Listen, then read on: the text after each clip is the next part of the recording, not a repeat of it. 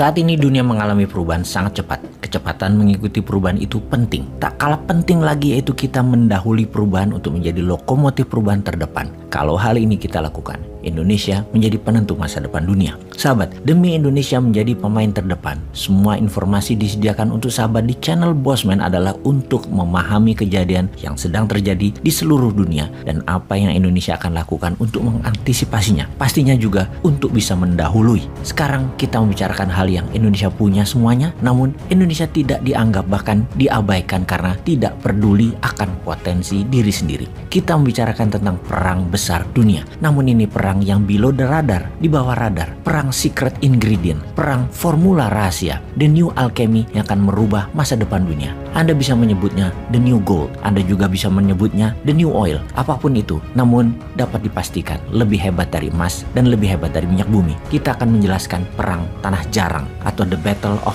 rare earth. Apakah rare earth itu? Rare earth adalah elemen yang sangat powerful, sangat kuat, metal yang memiliki supernatural power seperti mithril dalam film Lord of the Ring, sebuah material khusus yang hanya ada di Mount of Moria, atau juga terdapat batuan bernama vibranium di Wakanda dalam film Black Panthers. Tapi kita kan tidak tinggal di Wakanda atau di Gunung Moria, kita tinggal di dunia nyata, di bumi yang juga memiliki batuan mineral yang powerful yang bernama mineral tanah jarang. Kita juga harus menyadari sekarang bahwa rare earth sudah mengendalikan hidup kita. Dari smartphone sampai jet supersonik, rare earth merupakan formula rahasia pada keajaiban ilmu pengetahuan saat ini dan ke depannya. Juga ada sebuah negara yang duduk pada tumpukan yang tinggi atas tanah jarang tersebut. Sebelum saya memberitahukannya, kita jelaskan dulu. Ingat tabel periodik di zaman SMA dulu bagi sahabat jurusan IPA, atau cek di Wikipedia sekarang. Maka lihatlah, dalam barisan periodik table itu ada dua barisan paling bawah yang terlepas dari barisan utama. Di barisan bawah tersebut itu adalah rare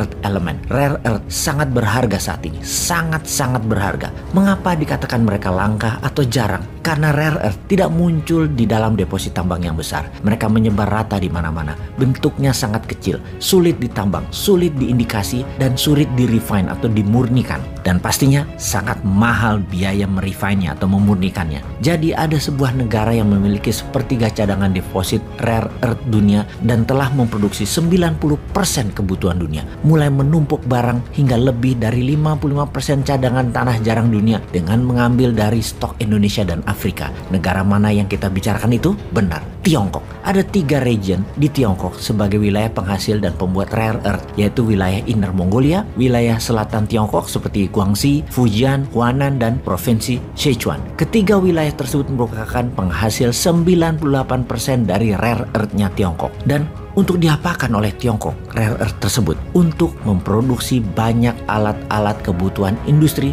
seperti kapal terbang, peluru kendali, turbin angin, mobil listrik, smartphone, charger baterai, kamera, lampu hemat energi, bahkan pupuk, dan banyak lagi. Dapat dipastikan rare earth adalah formula rahasia Tiongkok. Jadi kalau Timur Tengah punya minyak bumi, Tiongkok punya tanah jarang. Kalimat ini bukan dikatakan oleh Bossman, tetapi oleh pemimpin visioner Tiongkok, Deng Xiaoping, di tahun 1992, di mana Presiden Tiongkok saat ini, Presiden Tiongkok satu-satunya, Presiden seumur hidup Tiongkok, Xi Jinping, memegang kuat kekuasaan rare earth ini, bagaikan CIA memegang kendali dolar atas dunia. Rare earth dipakai sebagai senjata rahasia Tiongkok perang melawan Amerika, yang membuat Tiongkok tidak akan pernah bisa ditaklukkan oleh Amerika karena kebutuhan Amerika akan tanah jarang. 80%-nya disuplai oleh Tiongkok. Partai Komunis Tiongkok menyatakan berkali-kali akan berhenti mengirim tanah jarang kalau pajak masuk barang-barang Tiongkok ke Amerika tidak diturunkan. Strategi perang ini semodel dengan perang minyak dan gas Rusia yang menekan Eropa Barat. Tiongkok telah menggunakan rare earth sebagai faktor penggentar, deterrent faktor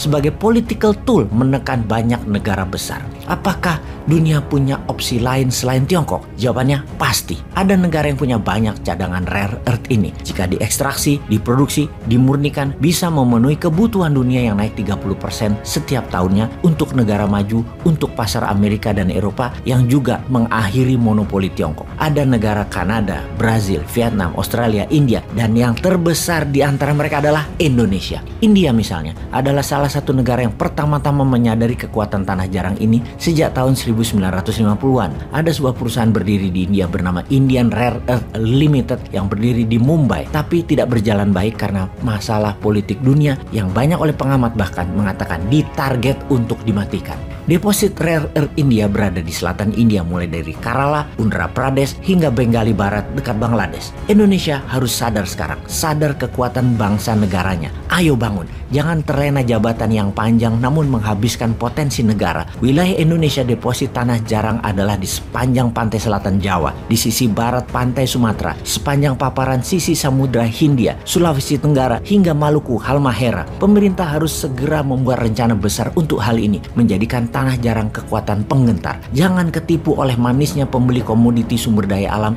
yang ikut mengangkut logam mineral tanah jarang yang diangkut mereka tanpa kita sadar atau kita pedulikan. Yang terbukti telah menghabiskan kekayaan bangsa dan negara kita selama ini. Ke depan, yuk kita ulang lagi dari mula bahwa kita harus menjadi bangsa besar dengan menguasai rare earth tanah jarang ini. Sahabat ingin rebahan, dapat cuan? Ikuti video ini sampai selesai. Baik, kita mulai. Kalau kalian ingin pembaharuan terjadi di negara ini, kita tidak usah membuat partai baru atau bergabung di partai politik. Cukup memberikan masukan ala bernegara yang baru selain dari yang ada pada saat ini. Selama 20 tahun ini kita belajar banyak dengan 3 kepala negara yang berbeda. Ibu Mega 3 tahun, Pak SBY 10 tahun, dan Pak Jokowi sejauh ini di tahun ke-7. Zaman Bu Mega menyelesaikan banyak konflik politik pasca Orde Baru runtuh dan masuk awal periode reformasi. Lalu Pak SBY melanjutkan dan Pak Jokowi saat ini. GDP sejak Ibu Mega naik dari 1.500-an ke 1.700-an dolar GDP per kapitanya. Lalu SBY selama 10 tahun membuat naik dari 1.700-an ke 3.750 dolar atau naik 220%. Dan alhamdulillah saat ini selama 7 tahun bisa naik dari 3.750-an ke 4.050-an. Naik hanya 20%-an. Luar biasa prestasi mereka. Apa arti GDP per kapita secara sederhananya? Yaitu pendapatan 1 tahun kira-kira 4.000 dolar adalah satu orang bangsa Indonesia adalah pendapatannya 60 juta rupiah. Tentunya realitanya adalah ada yang pendapatannya 60 miliar setahun, ada yang nol, nggak menghasilkan apa-apa. Ini tercatat di indeks Gini namanya atau Gini rasio yang kalau kita bawa ke sini merah semua kuping pejabat sekarang. Faktanya indeks Gini adalah gaps kaya miskin terlalu lebar dan 3 presiden terakhir berusaha memperkecil jarak ternyata tidak berhasil juga. Atau bahasa lainnya, perbedaan kaya miskin yang melebar itu adalah pemerintahan tidak bisa membawa keadilan yang hakiki secara ekonomi akar rumput. Maklum, yang kaya yang mengendalikan 70% peredaran uang ekonomi nasional adalah hanya 10% dan sisanya yang 30% kekayaan nasional itu diperebutkan berdarah-darah oleh 90% masyarakat. Dalam masa pandemi pertumbuhan ekonomi ambyar. Pandemi mengganggu 70% ekonomi namun beliau-beliau yang di atas ternyata tetap mendapatkan 70% dukungan masyarakat hasil surveinya. Ini survei di mana ya dilakukannya ya? Oke, kita lanjut. Membaca tetap populer. Ada 2 kemungkinan. Pertama, tidak ada tokoh lain yang memberikan solusi yang capable. Kedua, bahwa sadarnya sudah masuk kebenaran hakiki bahwa ke surga ikut, ke neraka ikut selama sama pejabat-pejabat saat ini yang berkuasa. Semua bener aja pejabat ini. Generasi New Mind menyadari keduanya tidak boleh terjadi, yaitu tidak ada tokoh dan tidak paham ada pengetahuan lain yang lebih cocok untuk membuat Indonesia lebih berdaulat. Atau taat buta karena takut posisinya diambil oposisi yang nanti bisa hilang cuannya. Begini sahabat, kita harus memberikan solusi plus cuan. Saat ini ada 600 video Bosman di YouTube channel yang cukup untuk menjadi bahan kajian dan kembangkan sesuai platform partai kalian masing-masing kalau Anda politikus. Silahkan adopsi, silahkan pakai, silahkan improvisasi. Ini adalah ilmu gratis untuk siapapun. Dalam strategi bernegara, Mardi Gunesan itu NKRI garis lucu. Kita mempunyai visi yang disebut Dasa Cipta yang memiliki kekuatan bergerak bernama Forza Panarata. Forza Panarata adalah people movement. Bersama Dasa Cipta, monggo buatlah kekuatan di setiap daerah masing-masing untuk membahas konsep bernegara Indonesia ke depan. Gerakan ini gerakan penyadaran, sadar bernegara. Dasa Cita bukan gerakan politik, bukan gerakan ekonomi, hanya konsep berpikir untuk bernegara yang sederhana. Dasa Cita ketika dijalankan yang dibuka adalah kesamaan peluang bagi masyarakat untuk makmur, sehat, pinter dengan cepat. Dalam bergerak bersama membangun visi Dasa Cita, jangan berharap banyak nantinya akan menjabat seperti relawan-relawan terdahulu. Jawabannya adalah tidak mungkin. Misalnya, mendukung Dasa Cita, menjadikan bagian komunitas Forza Panarata, membangun kekuatan diskusi-diskusi di daerah masing-masing lalu berharap jadi komisaris BUMN. Ya nggak mungkin. Newmind pegang pemerintahan, ya BUMN-nya dari 800 tinggal 20. Piejal. Gak bisa kan ngarepin komisaris? Ya ngapunten, maaf. Mau jadi menteri di berbagai kementerian, jumlah kementerian akan disederhanakan, berkurang tinggal 70%-an dari saat ini dalam 10 tahun ke depan. Tentara juga dalam 10 tahun ke depan tinggal 60% jumlah personilnya, namun powernya naik 10 kali lipat dari yang sekarang. Pegawai negeri akan berkurang 30%, juga diganti dengan pegawai kontrak yang tidak lebih 5 tahunan bekerja di kepegawaian, di mana mereka yang mampu baru diangkat jadi pegawai negeri. Nah, swasta yang sangat diuntungkan karena dalam 2 tahun setelah Newmind mengelola pemerintahan, bunga 0%, deposito 0%, bunga pinjaman 0%.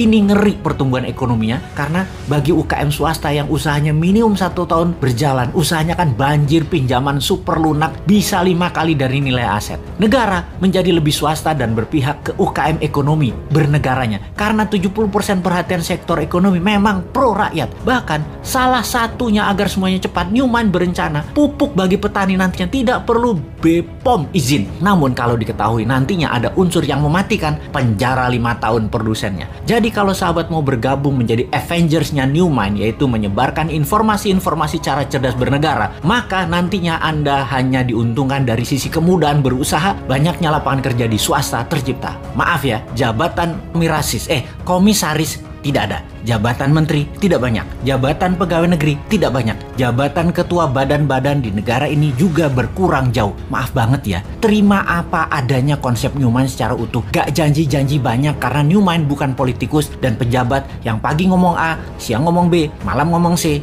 di rumah ngomong D, kelakuannya E. Gak ngerti kami gitu-gituan. Jangan ajari kami hal-hal semacam begitu. Cukup kalian yang old mind saja yang pakai. Silahkan pakai sampai Newmind pegang kendali di 2024. Pokoknya sekarang tugas sahabat dimanapun, ayo mulai membangun diskusi-diskusi kecil, isi video-video Bosman. Dan kedua, ini yang paling penting, re-upload video Bosman, ganti judul boleh, gabungkan boleh, tambah komen boleh, dibedah lalu dinaikkan di akun YouTube dan sosmed kalian. Ambillah semua AdSense free iklan untuk kalian dapat income sambil rebahan. Sikat!